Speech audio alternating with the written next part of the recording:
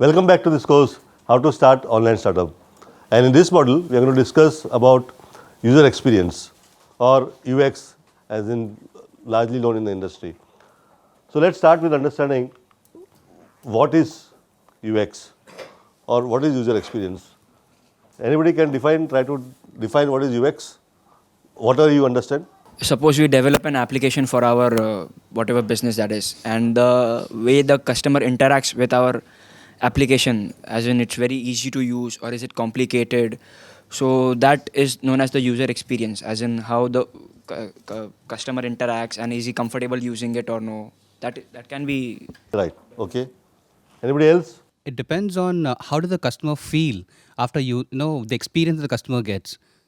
What do you make the customer feel? Do you make the customer feel valued, wanting to come back to you again and again, or is the customer disappointed and just goes away? Right, okay, great. So it's all about customer experience and nothing to do with just the user interface. All right, yes, Nati? The interface between you, what offerings you provide, and the customer. The experience is having, it could be the website, application, and everything. All right, okay, great. So let's hear from Harish again. I would like to call in Harish, and Harish has been working on this space for long. So let me ask Harish, we often hear about UX and also about UI. Okay, so what is UX? So UX to me is comes a little before what we call as the UI really comes in. UX is more of a design philosophy, and UX applies to every facet of design, whether it's a laptop or a street lamp or a camera or a website interface. And it is really how you want the consumer to feel after he has engaged with your product. It is more of analytical in nature and requires a lot of external research to happen and understanding consumer behavior to be able to come up with a good UX. Great, so it's entails consumer behavior, okay, and the overall experience which a consumer gets. And then Harish, does it mean that UI and UXs are different? Yeah. So I think UI and UX are the two most confusing terms and nomenclature that we have ever used. And if I want to kind of simplify what is a UI and UX, if somebody engages with a website and has a certain kind of experience, that is to me the UX.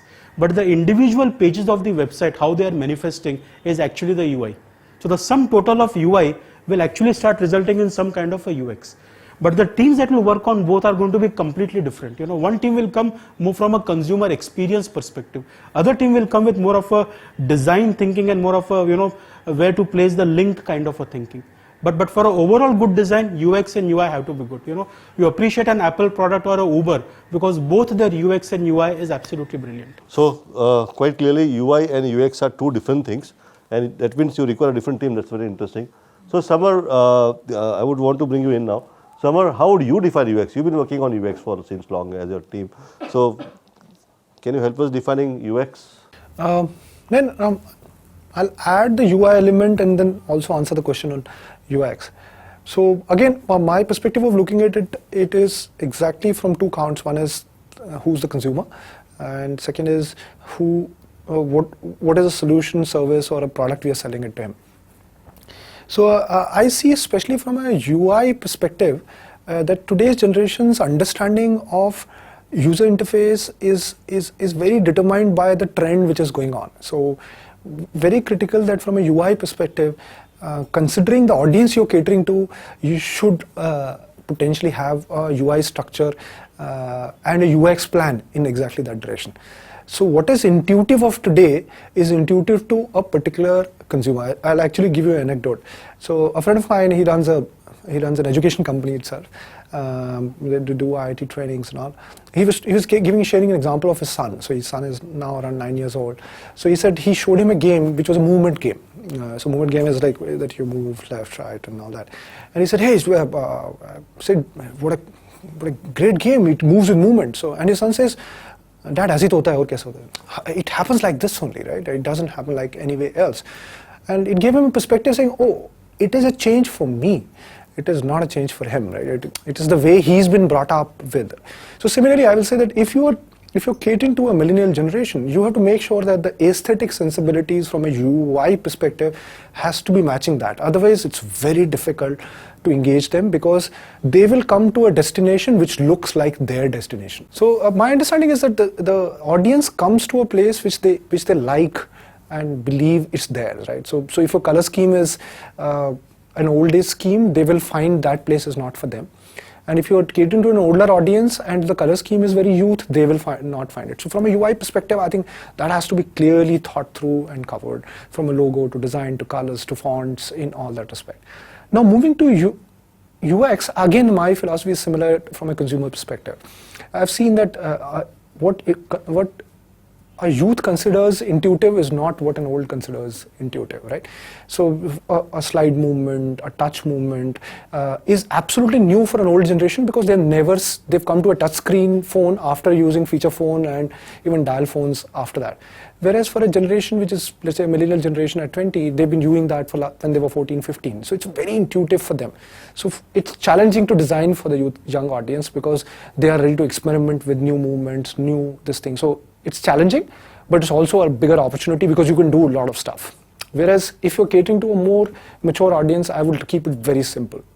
I would keep it very, very easy, because, and they are the people who are very, very scared of, they think that the phone will go wrong and all that. So you need to keep it very simple, very, very common, very, very lowest common denominator. Whereas I think if you're catering to the youth one, you should experiment, right? So I would say when you're designing for youth, you should look at more mavericks, more creative people who can push the envelope, take it to the next level, and that can really help you gain traction, engagement with that audience. Whereas if you're designing for a more mature audience, you should have somebody who looks at data, who looks at how that audience is behaving, and just meticulously designs for that, not too much experimental. And these are trends I have seen in this space. In fact, I'll give you an example. So I don't know if you know, geeks do not like, the real geeks will never like Apple, because you cannot change anything on it. It's given and it works. And somebody who's a very functional person will love Apple, because it just works. It works, it's simple, it's very, very simple to do. Whereas geeks love to change the way their phone form factor is. They want everything under their control, and that's where their love for Android is more than this at the OS level. So I would say that it's just the audience and who likes what, and that. Interesting, isn't it? So I would, go back to the example of summer, where a dad sees his son playing a game, okay, and today's phone, most of this phone has got a gyroscope, so you can actually, steer maybe the car on the screen, using your just two hands and changing the mobile angle. And the dad is impressed with that, but the son says, "Aisa hi hota hai." Yeah, for him, what is something normal, for dad is something now extraordinary. Yeah, because he's never seen it. Okay, so let us define user experience now first, and everything that a user goes through while he or she interacts with a product or a company, and how they perceive it. Okay, yeah, so everything that a user undergoes, that emotional state of mind, okay, when that user interacts with a product or a company or a service or whatever, yeah, and how they pursue this is user experience. And that means you cannot create an experience. It's always there. Your job is to make it a good experience. I hope this is now clear. Yeah, you don't create an experience. Why? Because experience always exists. Whenever a user interacts with you, your company's employees, your company's product, your company's services, your company's interfaces, okay, there's always an experience, because user is going to pursue in some manner. Of course, now your job is to make it a good user experience. Yeah, so you don't create an experience, and that means user experience and UI, your user interface, these are two different things. They are not same. A user experience is all about how your users feel, your customers feel while they are interacting with your product or a service or a company. Okay, how they feel. Okay, and whereas the user interface is all about people using to interact with the product. I mean, what are the touch points are there? What are methods are there? Okay, that interface. Okay, it could be a telephone call on a call center. It could be a chat. It could be a website. It could be an app. Okay, it could be a human-to-human interaction, person-to-person. Okay, all those touch points, okay, with you, your product, your company, okay, is a user interface. So user interface is just one of the elements of user experience. That means user experience is all about emotional state of mind of a customer.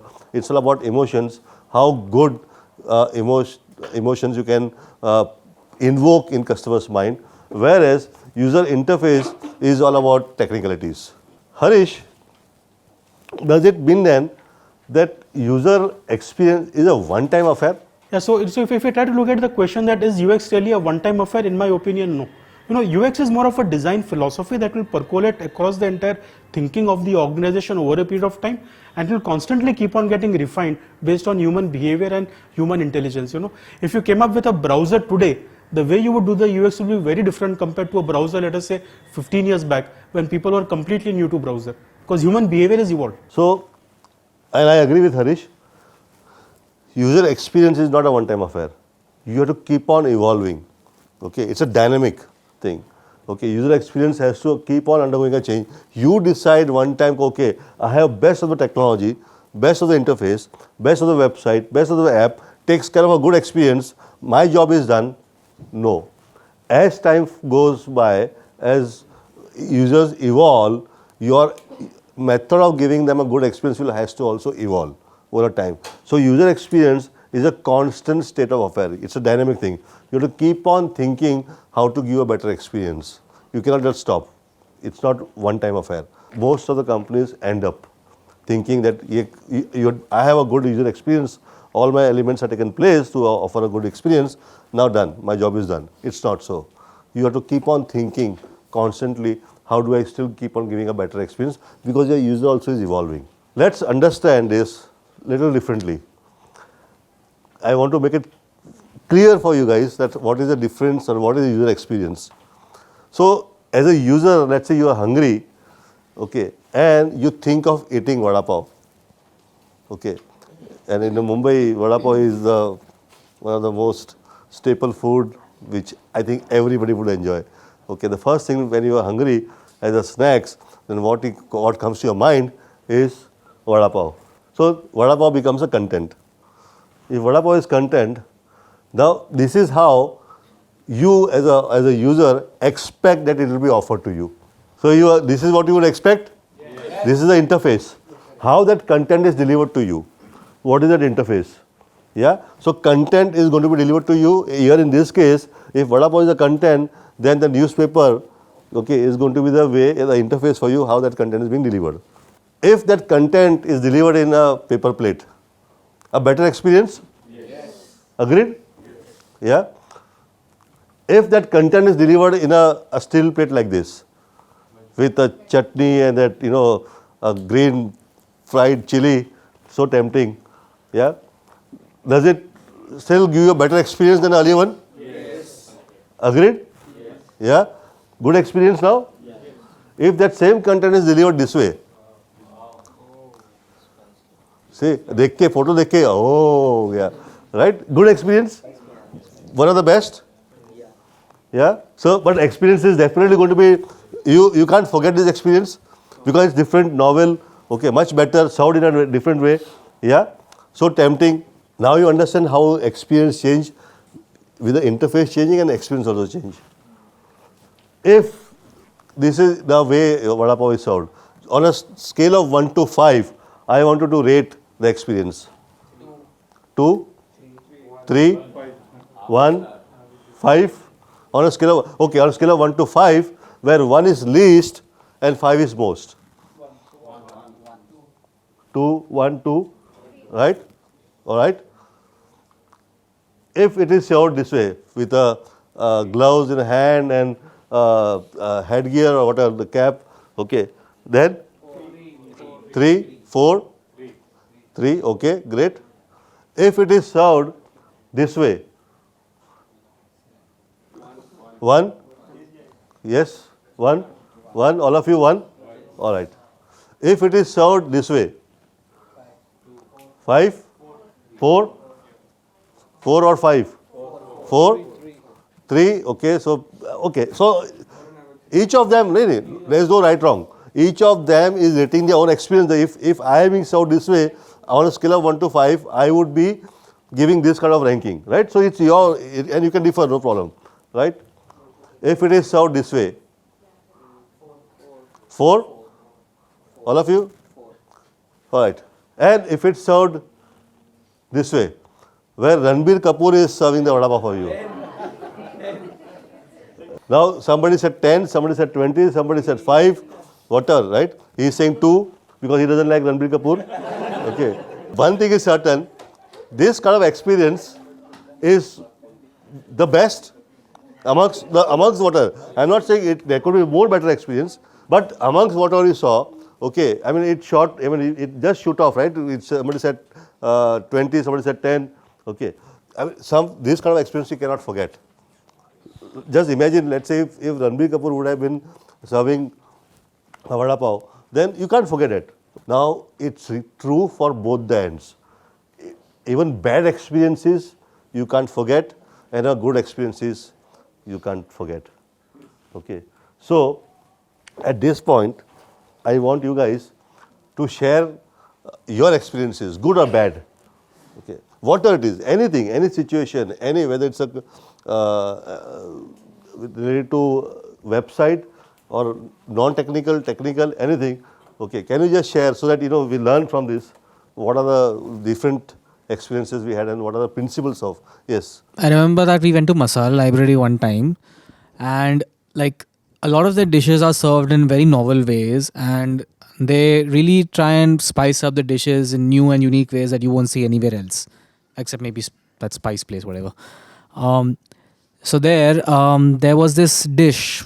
Basically, they served chai, only it's mushroom chai. Basically, it's mushroom soup, but where normally you get the creamy mushroom soup and normal type of thing, they serve it in the form of a chai, and the taste is exquisite. But even beyond that, it's the way you can just drink it like that, like a normal chai. Okay, great. So the method, the way it was served, that gives you an experience and you can't forget it. Yeah. Again, interface or something like that. Yeah. Anything else? Anybody else? I want everybody of you. And don't tell me you have never had a bad experience or a good experience so far in your life. You're not school-going kids. Yes. This is an experience about Indian Railways. And it is a positive experience, while most of us actually crib about various things. Last time when I was coming from Kerala, at one of the stations, I was surprised to find an entire housekeeping team cleaning toilets. For every 4 compartments, they had a set of team, and they would, in a 15 minutes gap, the train was stationed there for water filling, so they had time, so they had strategically designed. And to my surprise, I found for every 4 compartment, there was a set of 3 people who would move with an equipment, especially that vacuum cleaner and jet, which would clean. And it was an amazing experience where right from the wash basin to the toilets and the passage area was jet sprayed and cleaned. And it was like what we would normally see it in a corporate office, housekeeping done. One of my first times I saw a housekeeping of that order being done in Southern Railway. And maybe in days to come, we will see that in across the country. This is happening in a lot of places, not only Southern Railway. Thanks to Swachh Bharat. This is a part of a Swachh Bharat. Okay, so a lot of people crave about Swachh Bharat ki kya ho raha hai, because we don't see. But actually, if you go in interior, then a lot of things have happened in Swachh. So like you said, that is etched, because it stands out amongst the normal railway service that we looked at. And this, I still remember this actually happening. Great. This was an online experience with an online store, basically, wherein I had purchased something. It was basically Amazon. I had purchased a power bank with them, and unfortunately, the product which came to me was not up to the mark what it promises for. So they have a good experience out there, and you can actually go back to your own order, and it mentions you want to replace it or change it completely. So that was also an easy experience for me. Moreover, when I did that, again, unfortunately, they did not have any kind of replacement for it, because I said I don't want the money. You can I just replace that. I like the product in that way. So I got a call from them mentioning so that you can keep the product. That's fine, because we don't have a replacement for you. Also, we'll refund the money back to you, which is like a delightful experience. Like next time I want to think about shopping, I'm going back there only, because that's something I will always keep with me. Anybody else who want to share? 15 days back, I just went to Amazon and ordered up one of our software, and it was from Indian supplier. Then they called, sent me a message that the software is not available and will be shipping from US. And they followed up with me, please give a confirmation. Because I was hesitant if I'll have to pay customs and Octra and everything, and whatever the pricing I've ordered for, I've got the benefit. I'll be shooting up my budget. And the software, I did confirmation through email.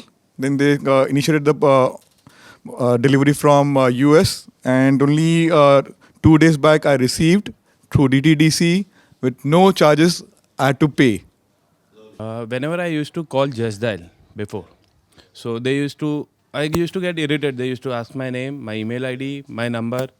Now, when I call them, they directly address me with my name, welcome Sanjeev. Very good. Good example. And they give me the details what I need immediately. And they ask me my feedback about the previous inquiry. Why, like said, very good. Just see the subtle change. The little change that what he had was earlier, every time you call Just Dial, every time you end up giving a number and a name and whatever. Okay. And now they have perhaps captured a number, and immediately they have a record coming up flashing on the screen that he is Mr. So-and-so. So obviously they now address him with a name. And that small change, okay, but it's a good experience. You feel good. Yeah, lovely. Whenever we talk about UX, Uber is the first thing that comes into our mind. Uber, yes. So this is one of the experiences I had with Uber. I had booked a cab for my mother and I was not traveling with her. So at the end of the journey, the driver collected some money and I had some credits in my account. So later on, she paid whatever it was there. And later on, when I checked the history, I couldn't because I think their app, they had some difficulty with their app. It was down or something like that.